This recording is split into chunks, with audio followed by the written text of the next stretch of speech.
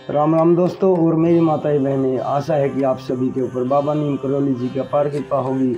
आपके घर परिवार में सभी कुशल मंगल हों, यही मैं प्रार्थना करता हूँ, यही मैं अर्जी लगाता हूँ बाबा नीम करौली जी की शरण में। मेरे प्रभु श्री राम जी, मेरे गणेश भगवान जी, मेरे बाबा नीम करौली जी, मेरे हनुमान बजरंग बली जी का आह्वान करता हूँ। जो भी मेरा भाई मेरी माताएं बहनें आपकी महिमा को देख रहे हैं, उनके घर में सदैव सुख संपत्ति रहे, अन्न धन की मौज रहे, सभी कष्टों से वे दूर रहें। जय श्री राम। दोस्तों और मेरी माताएं बहनें, आज मैं आपको सुनाता हूँ मौनी अमावस्या व्रत कथा। माघ माह में बहुत ही पुण्य फलदायी व्रत होता है और व्रत कथा सुनने से क्या महत्व है इसका हमारे सनातन में, ये मैं आपको पूरी कथा सुनाता हूँ। पूरी सुने और चैनल को सब्सक्राइब कर लें। शुरू करते हैं। हिंदू धर्मशास्त्रों में अमावस्या तिथि का विशेष महत्व माना गया है।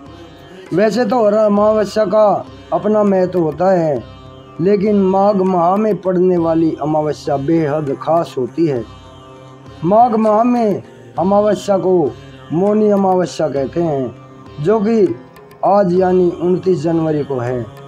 इस बार मौनी अमावस्या का महत्व और भी बढ़ जाता है, क्योंकि प्रयागराज में चल रहे एक महाकुंभ का दूसरा अमृत स्नान भी आज मौनी अमावस्या पर किया जा रहा है। मौनी अमावस्या के दिन स्नान और दान करने का विधान है। इस दिन भगवान विष्णु और शिव जी की आराधना करने से सुख समृद्धि की प्राप्ति होती है। पितरों की शांति के लिए तर्पण, श्राद्ध और पिंड दान करने के लिए मौनी अमावस्या सबसे शुभ मानी जाती है।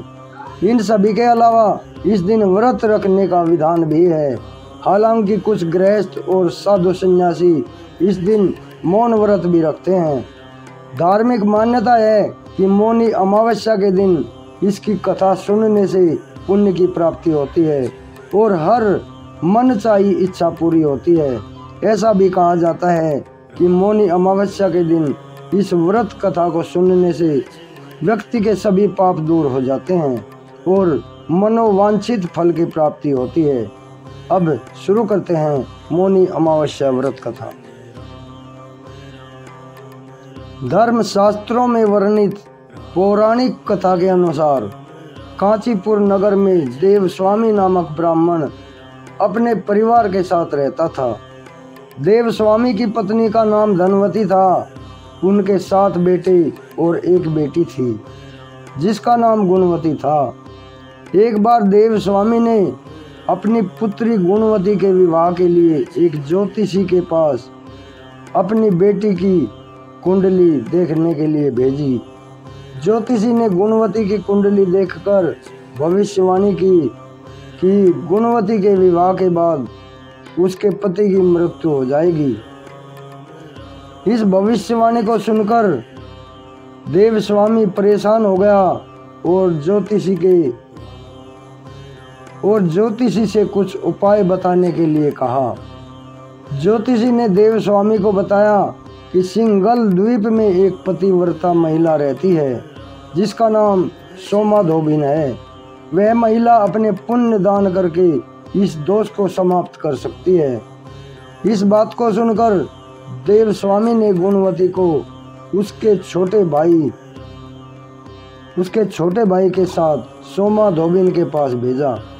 दोनों भाई बहन समुद्र को पार करने के बारे में सोचने लगे। जब उन्हें कोई रास्ता नहीं मिला तो वे यात्रा के दौरान दोनों समुद्र के किनारे एक पीपल के पेड़ के नीचे आराम करने के लिए रुक गए। उस पेड़ पर एक गिद्ध का परिवार रहता था। गिद्ध के बच्चों ने उन दोनों भाई बहनों की सारी बातें सुनी और अपनी माँ से कहा कि इन दोनों की मदद करो। फिर गिद्ध की माँ ने दोनों भाई बहनों को समुद्र पार करवा दिया और वे सोमा धोबिन के घर पहुँचे। गुणवती ने सोमा धोबिन के घर के कार्यों में सहायता करी और अपनी सारी समस्या बताई। इसके बाद सोमा ने गुणवती के घर जाकर उसकी शादी के दिन पूजा पाठ करने से और अपने पुण्य गुणवती को दान कर दिए, और इससे गुणवती की कुंडली में वह